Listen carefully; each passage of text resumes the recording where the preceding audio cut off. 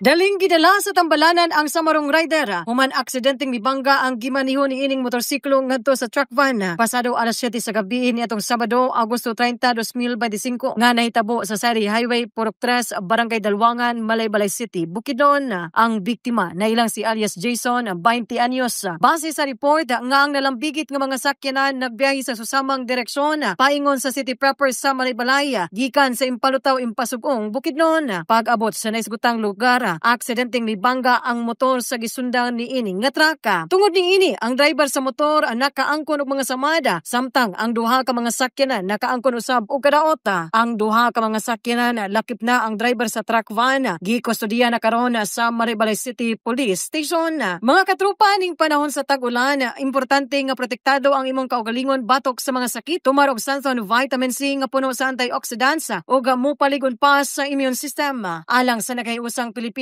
para sa Pilipinas, ako sa Nilotabios, XFM News.